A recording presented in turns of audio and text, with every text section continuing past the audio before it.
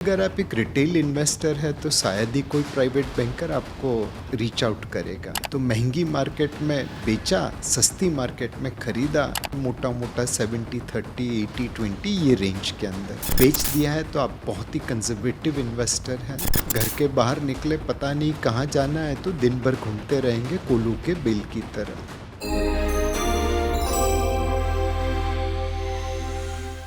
नमस्कार, मैं हूं सुरभि और आप सभी का स्वागत है हमारे आज के इस खास शो सीखो पैसों की भाषा में। आज हम बात करने वाले हैं बैलेंस्ड एडवांटेज फंड्स की, जो कि एक स्मार्ट और डायनामिक तरीका है इक्विटी और डेथ में बैलेंस बनाने का।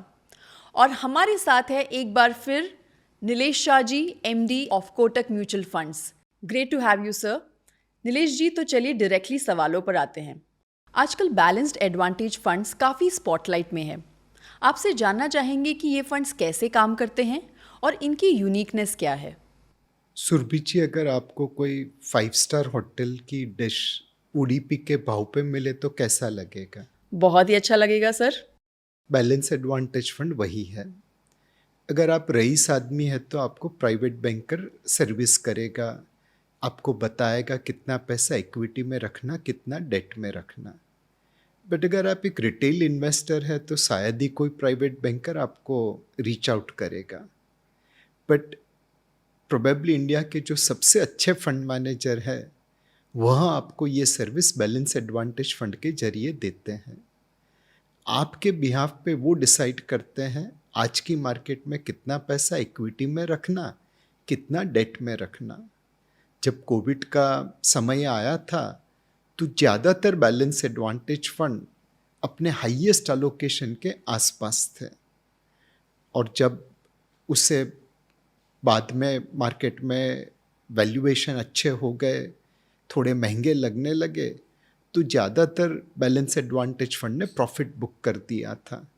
तो महंगी मार्केट में बेचा, सस्ती मार्केट में खरीदा।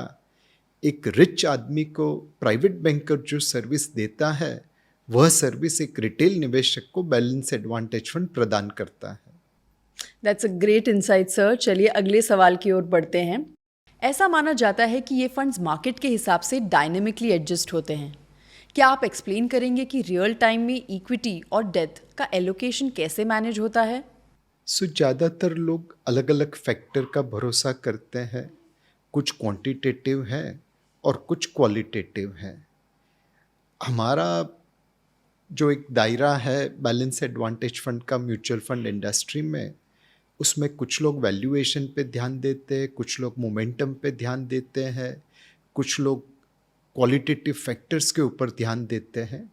बट हर किसी की अपनी अपनी एक पैटर्न है क्वालिटेटिव और क्वांटिटेटिव मिला के, ताकि महंगी मार्केट में कम से कम इक्विटी एलोकेशन हो, सस्ती मार्केट में ज़्यादा से ज़्यादा इक्विटी एलोकेशन हो। मार्केट का टॉप और बॉटम तय करना मुश्किल है, बट एटलीस्ट महंगी मार्केट में कम और सस्ती मार्केट में ज़्यादा, ये तो आप बैलेंस एडवांटेज फंड के जरिए प्राप्त कर सकते हैं। That is definitely a very interesting insight sir. अगर कोई इन्वेस्टर लॉन्ग टर्म ग्रोथ के साथ स्टेबिलिटी भी चाहता हो तो बैलेंस्ड एडवांटेज फंड्स और ट्रेडिशनल हाइब्रिड फंड्स में क्या फ़र्क है? ट्रेडिशनल हाइब्रिड फंड में अलोकेशन डायनामिकली चेंज नहीं होता। वो एक स्टेडी अलोकेशन रहता है, मोटा मोटा 70-30, 80-20 ये रेंज के अंदर। बैलेंस एडवांटेज फंड में रेंज बहुत वाइड होती है। कहीं कहीं पे वो 10% के आसपास कम हो सकता है, ऊपर में 80-90% हो सकता है। तो स्टैंडर्ड हाइब्रिड फंड में रेंज बहुत छोटी रहती है। बैलेंस एडवांटेज फंड में आपकी रेंज बहुत बड़ी होती है। इन्वेस्ट करने से पहले इन्वेस्टर्स को कौन से की फैक्टर्स और रिस्क ध्यान में रखने चाहिए और कैसे डिसाइड करें कि ये कैटेगरी उनके लिए सही है या नहीं? एक तो हर इन्वेस्टर को आईने में अपने आप को पहचानना चाहिए। अगर आपने कोविड जैसे करेक्शन में खरीदा है तो आप रिस्क टेकर हैं, बेच दिया है तो आप बहुत ही कंजर्वेटिव इन्वेस्टर हैं, और कुछ नहीं किया, जो चल रहा था वो चलने दिया, तो आप एवरेज इन्वेस्टर हैं। दूसरा, आपको गोल इन्वेस्टमेंट के लिए तय करना पड़ेगा। घर के बाहर निकले पता नहीं कहाँ जाना है तो दिन भर घूमते रहेंगे कोल्हू के बेल की तरह। बट एक मंजिल ठान ली है तो गिरते पड़ते हुए आप वहाँ पे पहुँच जाएंगे। सो आपका गोल क्या है वो डिसाइड कर लीजिए। एंड फाइनली रिस्क प्रोफाइल और गोल का समन्वय करके आप एक पोर्टफोलियो बनाइए। कई बार इन्वेस्टर कहता है ये सब माथाजी हम क्यों करें, फंड मैनेजर ही कर ले। उसके लिए बैलेंस एडवांटेज फंड जैसे फंड है, जब भी आपकी जेब में पैसा हो इसमें लगा दीजिए और भूल जाइए।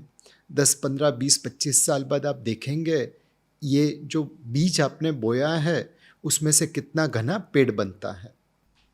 एक बार फिर सर आपने हमारे आज के इस टॉपिक को सिंप्लीफाई किया है और बहुत ही इंटरेस्टिंग तरीके से हमें एक्सप्लेन किया है। So thank you so much once again for धन्यवाद। Being here with us today.